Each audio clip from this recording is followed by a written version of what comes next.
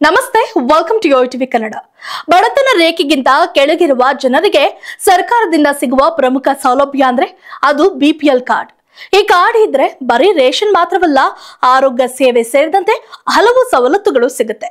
ಆದ್ರೆ ಈ ಕಾರ್ಡ್ಗಳನ್ನ ಅನರ್ಹರು ಕೂಡ ಇಟ್ಟುಕೊಂಡಿದ್ದಾರೆ ಅನ್ನೋದು ಬಹಳ ದಿನಗಳಿಂದ ಇರುವ ಆರೋಪ.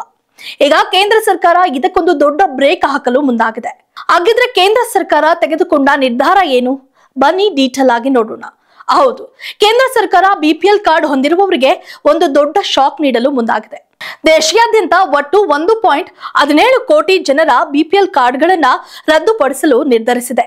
ಇವರೆಲ್ಲರೂ ಅಕ್ರಮವಾಗಿ ಅನರ್ಹರಾಗಿದ್ದರೂ ಕೂಡ ದಾಖಲೆ ಸೃಷ್ಟಿಸಿ ಬಿಪಿಎಲ್ ಕಾರ್ಡ್ಗಳನ್ನ ಪಡೆದಿದ್ದಾರೆ ಎಂದು ಕೇಂದ್ರ ಸರ್ಕಾರ ಗುರುತಿಸಿದೆ. ಈ ಮಹತ್ವದ ಕಾರ್ಯಕ್ಕೆ ಈಗಾಗಲೇ ಚಾಲನೆ ನೀಡಿದ್ದು ಕರ್ನಾಟಕ ಸೇರಿದಂತೆ ಹಲವು ರಾಜ್ಯಗಳಲ್ಲಿ ಈ ಪ್ರಕ್ರಿಯೆ ಶುರುವಾಗಿದೆ.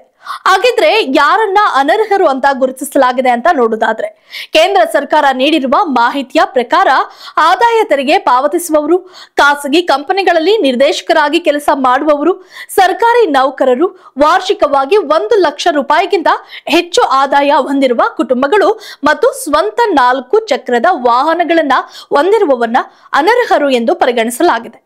ಇದು ಕೇಂದ್ರ ಸರ್ಕಾರ ಆದಾಯ ತೆರಿಗೆ ಇಲಾಖೆ, ರಸ್ತೆ ಸಾರಿಗೆ ಇಲಾಖೆ ಸೇರಿದಂತೆ ಬೇರೆ ಬೇರೆ ಇಲಾಖೆಗಳ ದಾಖಲೆಗಳನ್ನ ಪರಿಶೀಲಿಸಿ ಈ ಅನರ್ಹರ ಪಟ್ಟಿಯನ್ನ ಸಿದ್ಧಪಡಿಸಿದೆ.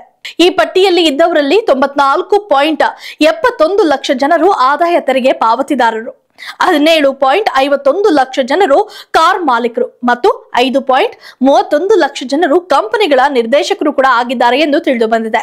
ಸೆಪ್ಟೆಂಬರ್ 30ರ ಒಳಗೆ ಅನರ್ಹರನ್ನ ಪಟ್ಟಿಯಿಂದ ತೆಗೆದು ಹಾಕಲು ಕೇಂದ್ರ ಸರ್ಕಾರ ಎಲ್ಲ ರಾಜ್ಯಗಳಿಗೆ ಸೂಚನೆ ನೀಡಿದೆ. ಒಟ್ಟಿನಲ್ಲಿ ಸರ್ಕಾರದ ಈ ಮಹತ್ವದ ನಿರ್ಧಾರದಿಂದ ನಿಜವಾದ ಬಡ ಜನರಿಗೆ ಸರ್ಕಾರಿ ಸೌಲಭ್ಯಗಳು ತಲುಪುವಂತಾಗಲಿದೆ. If you like this video, ಬೇಗ ಲೈಕ್ ಮಾಡಿ, ಕಾಮೆಂಟ್ ಮಾಡಿ, ಶೇರ್ ಮಾಡಿ ಹಾಗೂ ಯೋಯೋ ಟಿವಿ ಕನ್ನಡವನ್ನು ಸಬ್ಸ್ಕ್ರೈಬ್ ಮಾಡಿ.